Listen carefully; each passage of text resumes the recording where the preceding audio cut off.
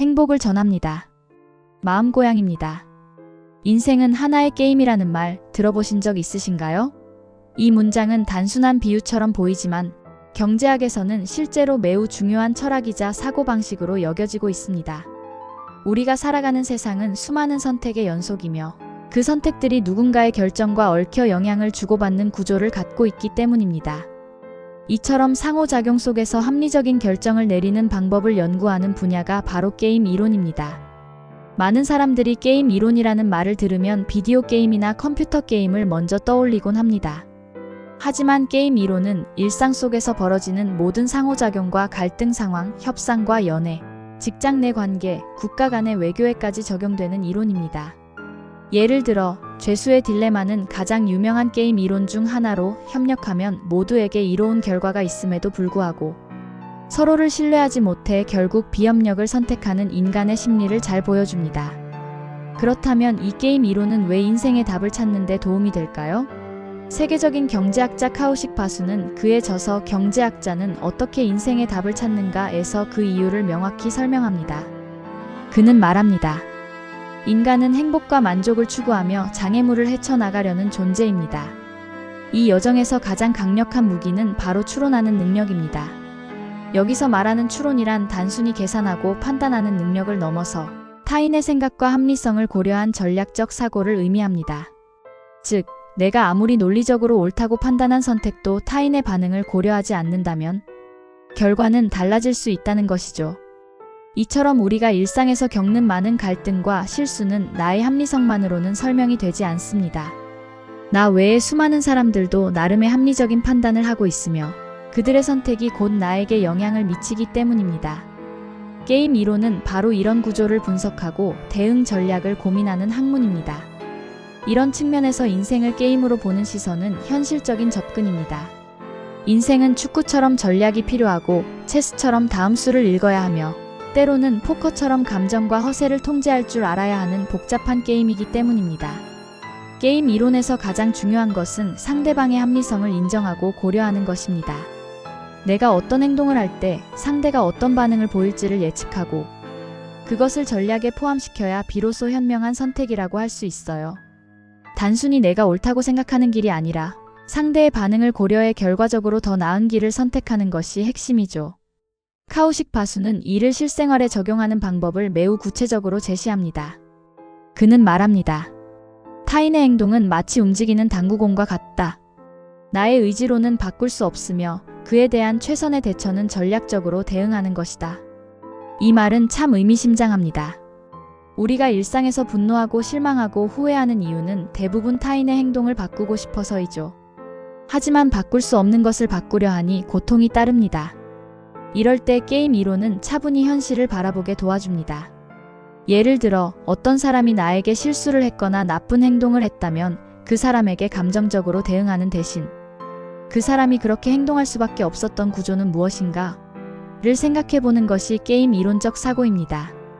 그는 나를 공격하려 한 것이 아니라 자신의 전략 속에서 그렇게 행동한 것일 수도 있다는 사실을 이해하게 되는 것이죠. 그는 또한 세상의 모든 일은 내 책임이거나 혹은 내가 할 수 있는 일이 아무것도 없거나 둘 중 하나다라는 말을 덧붙입니다. 이 말은 우리가 삶을 살아가면서 스트레스를 줄이는 데 큰 도움이 됩니다. 내가 바꿀 수 있는 일이라면 행동하면 되고 바꿀 수 없는 일이라면 그것은 중력처럼 받아들이면 된다는 것이죠. 특히 카오식 바수는 타인을 다룰 때 호랑이처럼 대하라는 비유도 소개합니다. 무슨 뜻이냐 하면 나를 괴롭히는 상대를 감정적으로 미워하지 말고 그 존재 자체를 호랑이처럼 여겨야 한다는 것입니다. 호랑이는 위험한 존재이지만 우리가 그에게 분노하기보다는 조심하고 대비하죠. 사람도 마찬가지입니다. 분노보다 전략이 필요한 순간이 더 많습니다. 이런 게임 이론의 마인드는 인간관계에서도 매우 유용합니다. 연애나 직장 관계에서도 상대의 감정, 생각, 행동을 전략적으로 바라보고 내가 할 수 있는 최선의 선택을 고민한다면 더 건강하고 효율적인 관계를 만들 수 있습니다. 카오식 바수는 게임 이론과 함께 우리가 흔히 빠지게 되는 비교의 오류에 대해서도 중요한 인사이트를 전합니다. 우리는 일상에서 끊임없이 타인과 자신을 비교합니다. SNS에 올라오는 남들의 화려한 사진, 성공적인 경력, 완벽한 몸매를 보면서 자신은 한없이 부족하다고 느끼죠. 하지만 이 비교는 철저히 왜곡된 착시이며 전략적 사고를 방해하는 감정적 함정일 뿐입니다. 그는 이를 설명하기 위해 마이애미 해변의 예를 듭니다. 마이애미에 사는 1점부터 8점까지 다양한 몸매를 가진 사람들이 있다고 가정해봅시다. 해변은 모든 사람에게 열려 있지만 일요일에 해변을 방문한 사람들은 타인과 비교하며 자신의 몸매가 하위권이라고 생각해 자존감에 상처를 입고 다시는 해변에 오지 않기로 결심합니다.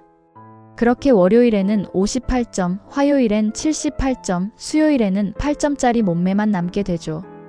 결국 해변에는 항상 상위 12.5%의 사람들만 있게 됩니다. 그 상태가 내시 균형이라는 게임 이론적 상황으로 굳어지는 것입니다. 나머지 87.5%의 사람들은 집에 머물며 나만 부족해라고 느끼게 되죠.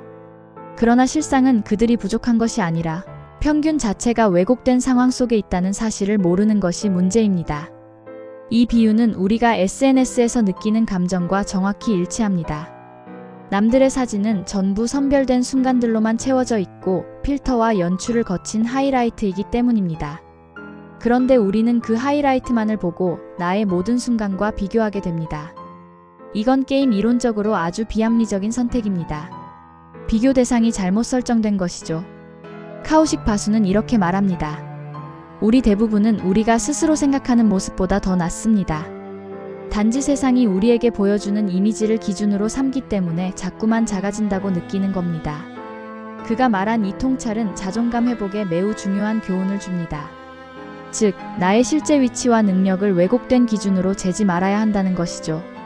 더불어 우리가 자주 잊는 사실이 있습니다. 내가 남보다 부족하다고 느낄 때 사실 다른 누군가는 나를 부러워하고 있다는 점입니다. 자신이 가진 다른 재능, 태도, 관계, 성실함 등을 종합적으로 볼 줄 알아야 진정한 자기 가치를 이해할 수 있어요. 그런 판단은 감정이 아니라 추론과 데이터로부터 시작되어야 합니다. 우리는 살아가면서 매 순간 선택을 하고 그 선택들이 모여 우리의 삶을 만듭니다. 그 과정에서 늘 고민하죠. 이 선택이 맞을까? 왜 나는 항상 후회할까? 내가 왜 저 사람처럼 살지 못할까? 이런 질문들이 반복되는 이유는 전략 없이 즉흥적으로 행동하거나 감정적으로 반응하기 때문입니다. 게임 이론이 우리에게 알려주는 가장 중요한 메시지는 이것입니다. 상대방을 바꿀 수 없다면 내가 전략적으로 변화해야 한다. 이 말은 단순해 보이지만 실천하기는 쉽지 않아요. 하지만 이 원칙을 지켜내면 인생의 많은 갈등과 후회를 줄일 수 있습니다. 카오식 바수는 말합니다. 인생에서 가장 강력한 도구는 추론이며 이 도구를 통해 우리는 타인의 움직임을 예측하고 그에 맞는 대응을 선택할 수 있다. 즉, 인생이란 게임에서 내가 유일하게 통제할 수 있는 것은 나의 선택뿐이라는 것입니다. 상대방은 당구공처럼 내 의지와 상관없이 움직입니다. 하지만 내가 어떻게 반응할지, 어떤 감정으로 받아들일지는 전적으로 나의 선택이에요. 그는 인생의 많은 일이 마치 중력과 같다고 말합니다. 중력은 불편하더라도 우리가 바꿀 수 없는 자연의 법칙입니다. 그것을 싫어한다고 해결되는 것이 아니듯 나에게 일어난 과거, 나를 괴롭히는 사람, 예상치 못한 상황 또한 마찬가지라는 것입니다. 그러니 괴로움이나 분노로 반응하기보다 그 상황에서 내가 어떤 전략을 세울 수 있을지를 먼저 고민해야 한다고 조언합니다. 결국 인생은 내가 주도하는 하나의 큰 게임입니다. 이 게임에서 성공하기 위한 비결은 단순히 상대를 이기는 것이 아니라 내가 나 자신을 얼마나 잘 다루느냐에 달려 있습니다. 그 과정에서 감정적 충동보다는 냉정한 추론과 전략적 판단이 훨씬 더 큰 힘을 발휘하죠. 또한 게임 이론은 이기기 위한 전략뿐 아니라 지속 가능한 게임을 위한 전략도 중요하게 봅니다. 포기하지 않고 감정적으로 소모되지 않으며 오히려 즐기면서 이 게임을 계속해 나갈 수 있는 사람이 결국엔 승리자가 됩니다. 카오식 바수가 곰돌이 풀을 롤모델로 삼는 것도 바로 이 때문입니다. 꿀을 먹고 싶다는 열망을 위해 운동을 즐겁게 하는 푸처럼 우리도 목표를 이루는 과정을 지치지 않고 지속하려면 기꺼이 즐기는 법을 배워야 한다는 것이죠. 요컨대 인생의 답은 타인에게 있는 것이 아닙니다. 감정의 늪에 빠져 좌절하기보다는 냉정한 추론으로 타인의 움직임을 이해하고 나의 선택을 조율하며 나만의 방식으로 이 게임을 끝까지 즐길 수 있어야 합니다. 게임 이론은 우리에게 이렇게 말하고 있습니다. 당신은 지금까지도 잘해왔습니다. 이제는 게임처럼 인생을 바라보며 당신만의 전략을 세우고 조금 더 유연하게, 현명하게 살아가면 됩니다. 감사합니다. 마음고양이였습니다.